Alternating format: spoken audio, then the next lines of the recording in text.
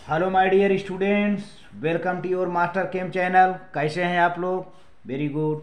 मैं अमला शंकर यादव आज class 10th के बच्चों के लिए lecture number 9 chemical reaction and equation chapter से डिकम्पोजिशन रिएक्शन लेकर आया हूं। इसके पहले हमने टाइप्स ऑफ रिएक्शन बताया था बच्चों। तो टाइप्स ऑफ रिएक्शन में हमने कॉम्बिनेशन रिएक्शन एक्सप्लेन किया था बाकायदे। डिकम्पोजिशन रिएक्शन आज के वीडियो में डिकम्पोजिशन रिएक्शन है। डिकम्पोजिशन जस्ट बच्चों ये कॉम्बिनेशन रिएक्शन का अपोजिट होता है।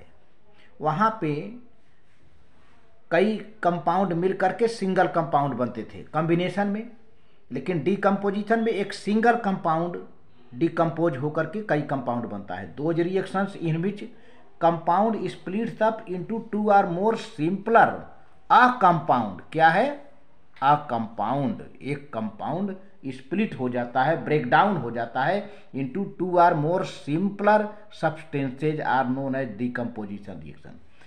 Decomposition reactions are carried out by applying heat। Decomposition reaction कैसे होता है? हीट से होता है, या तो लाइट से हो, सूरज की रोशनी में, सनलाइट में, या फिर इलेक्ट्रिसिटी पास करा के डिकम्पोजिशन रिएक्शन कराई जाती है। और ये चाहे हीट हो, चाहे लाइट हो, चाहे इलेक्ट्रिसिटी हो, इन सब से एनर्जी मिलता है कंपाउंड को to break down compound into two or more simpler compounds. और एक तरह से डिकम्पोजिशन रिएक्शन बेटा एंडोथर्मिक रिएक्शन होता है, क्योंकि हीट आप दे रहे हो, या लाइट दे रहे हो, या इलेक्ट्रिसिटी दे रहे हो कंपाउंड के अंदर, तो एंडोथर्मिक हुआ। Decomposition reaction just opposite of combination reaction, मैंने पहले भी बताया था, यहां भी है just opposite of combination reaction. तो इस तरह से डिकम्पोजिशन रिएक्शन को हम 3 टाइप में डिवाइड कर लेते हैं। एक तो थर्मल डिकम्पोजिशन जो हीट के वजह से होता है, दूसरा है इलेक्ट्रोलाइटिक डिकम्पोजिशन जो इलेक्ट्रिसिटी से होता है, और तीसरा है फोटोलाइटिक डिकम्पोजिशन रिएक्शन जो कि लाइट से होता है, सनलाइट से होता है, प्रकाश से होता है। इस तरह के 3 डिकम्पोजिशन होने की संभावना। यहां पर थर्मोलाइटिक डिकम्पोजिशन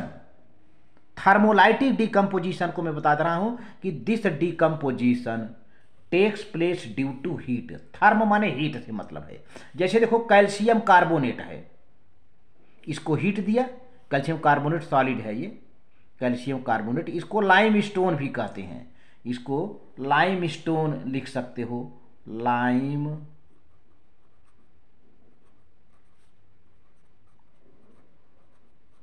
स्टोन भी कहते हैं कैल्शियम कार्बोनेट को। ये कैल्शियम ऑक्साइड में टूट जाता है और कार्बन डाइऑक्साइड में। कैल्शियम ऑक्साइड को बच्चों क्विक लाइम भी कहा जाता है, क्विक लाइम भी कहते हैं, या तो कैल्शियम ऑक्साइड कहो या तो क्विक लाइम कहो।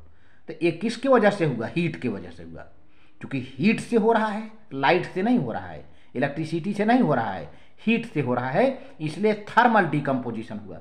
इलेक्ट्रोलाइटिक में खूब अच्छे से जानते हो, वाटर का आपके चैप्टर में है इलेक्ट्रोलिसिस ऑफ वाटर। जब वाटर का इलेक्ट्रोलिसिस होता है तो वाटर किस में चेंज हो जाता है, डिकम्पोज हो जाता है?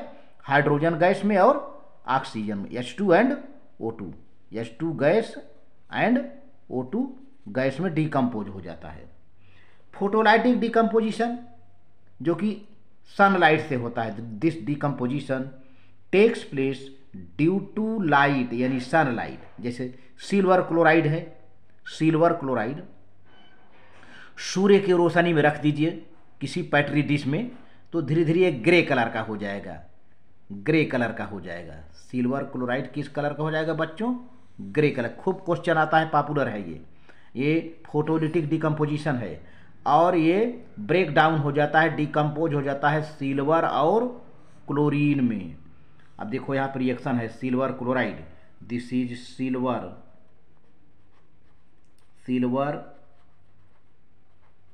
क्लोराइड, और ये है सिल्वर